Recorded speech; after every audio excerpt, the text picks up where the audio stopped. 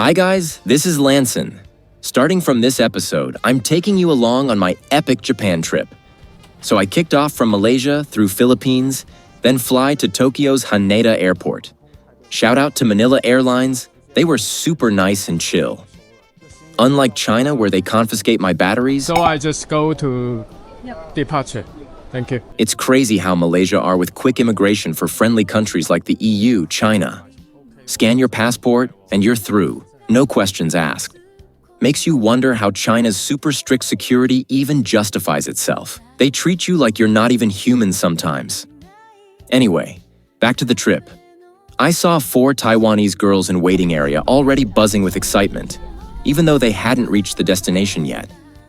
Man, I envy that youthful energy.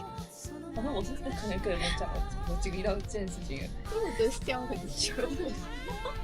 你是谁笑他？ It was 6 a.m. I hadn't slept enough. Luckily, the seat next to me was empty. Manila Airport at dawn felt like stepping back to the 90s with those old-school government building vibes. But hey, they had free 3-hour Wi-Fi with no forms to fill out. Super convenient. I hadn't explored Philippines yet. I will definitely be back in the future.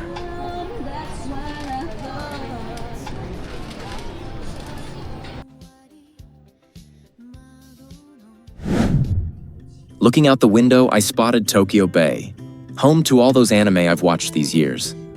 At this moment, I don't want to talk about politics anymore. I just wanted to soak in the culture. Flying over the bay, it felt like a free ride at the top of a sky tower. We passed over Kawasaki City too, and suddenly my brain was flooded with all those childhood anime scenes. When a place has rich culture, your mind instantly fills with visuals.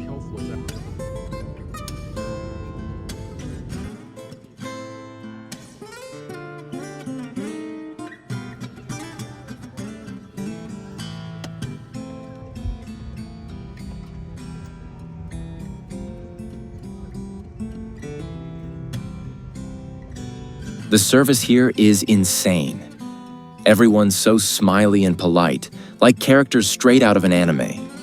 Wheelchairs everywhere, fire hydrants that look stylish, tons of charging stations, way more than most airports, and elevators big enough for 3 people side by side. And there are still plenty of Chinese airlines flying in. China Eastern, Southern, from Shanghai. Even when CCP governments stir up drama, business keeps rolling. Endless discover. That's the Japan tourism slogan, and it fits perfectly. I feel like there's an infinite stuff waiting to be explored.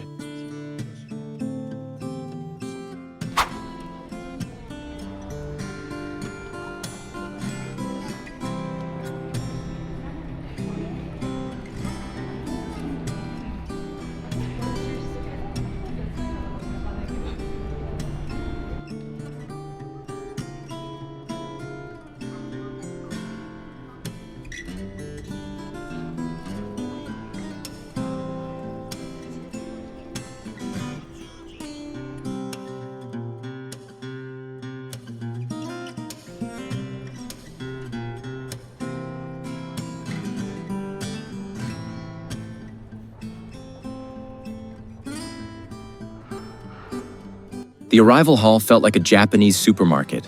Staff holding signs, super politely directing you. Please go this way. So many helpful guides. Customs had some cute officers, sadly couldn't snap pics. And there were even flights from Beijing. It just hit me how much China propaganda is aimed at fooling their own home crowd. Once you have ability to stand here, you will see through it. Getting a SIM card was easy. No passport check, no ID scan, just buy and go. Super convenient. I took the KQ line, which is basically the airport express. Heading to Tokyo was a bit tricky since it's my first time. Google Maps said no transfers needed, but I found out that sometimes it means you get off and hop on another train on the same platform. Confusing. So I downloaded a bunch of apps from the Apple Store. Ended up loving Japan Transit Planner. It spells out every transfer, fare, and time clearly. On the subway ride, I noticed a few cool things. First, tons of people reading physical books, something you barely see in China anymore. It ties into how Japan's real-world economy still thrives. Packed shopping malls, actual stores buzzing with people. It reminds me of my high school days hitting up bookstores and malls. China shifted everything to online now. Is that good or bad? Leave your opinion. Second, the subway ads are colorful and vibrant like in Hong Kong. It's the outcome buildup from long-term aesthetic taste. Third, as we got closer to central Tokyo, every neighborhood looked stunning, like a perfectly manicured bonsai. No clutter, just clean frames wherever you point your camera. Tokyo isn't one giant center, it's a bunch of connected mini-centers. Locals don't have to cram into one massive hub. They've got their own lively local spots with real neighborhood vibes. And the realism? The scenes I see match exactly what I've seen in Japanese dramas and anime. No exaggeration, no filters, just real life. That's why their artworks feel so convincing. China netizens always envy about living like in Japan anime. But honestly, I think the logic should be the other way around. Their anime capture everyday life authentically. On the other hand, how about China's TV shows? Either fake flexing luxury to hook small-town dreams or propaganda to cover things up. Japan just shows real ordinary life, which means their society has ditched the fake over-the-top BS.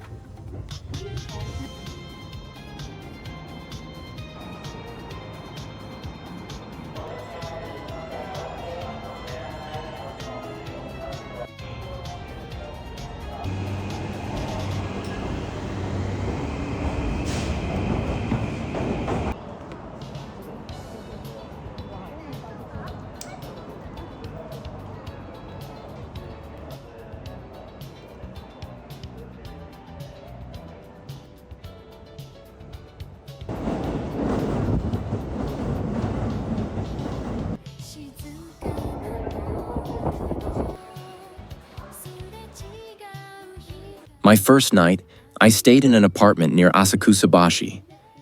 From the station, it's about a 700-meter walk through quiet residential streets. And wow, it felt straight out of Doraemon.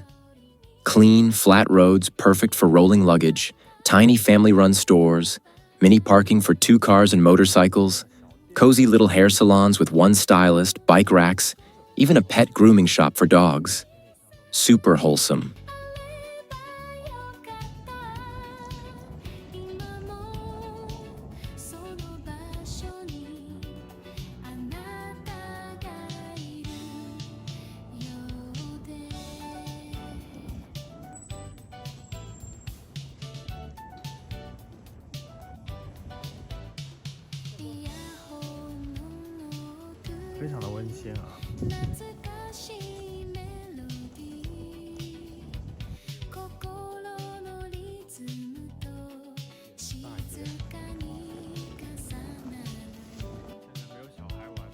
The apartment on the 6th floor had a clean, wintry view.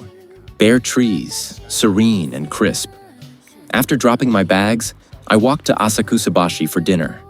Fire stations with anime mascots, accessible vehicles cruising smoothly on flat roads.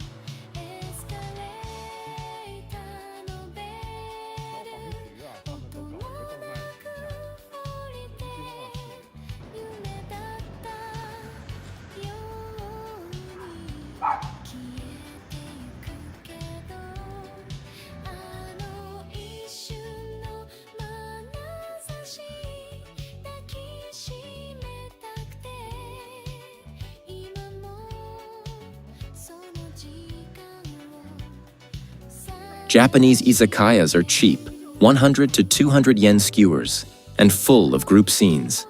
Middle-aged co-workers may be catching feelings but not saying it. New grads bonding. The bar turned out to be run by a Chinese lady from Northeast China. I've met a bunch of Chinese folks working here, mostly from the Northeast. We'll talk more about that later.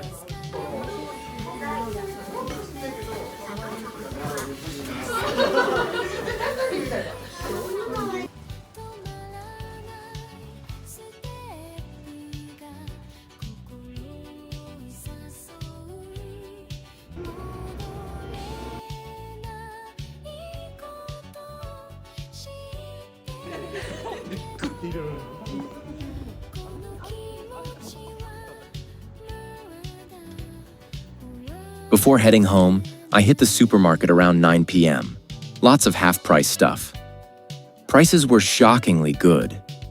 Big bottles of water at 99 yen, salmon set meals for 249 yen, huge pineapple buns at 119 yen, lemon tea cans, 550 milliliters-ish, at 95 yen, Asahi beer 279 yen, premium ones 289 yen, big 2-liter Coke 189 yen, green tea bottles 179 yen, instant noodles 129 to 169 yen, miso soup packs 479 yen, cheap pork for hot pot, fresh veggies like lettuce or cauliflower at 298 yen, bananas 198 yen for 4 to 5,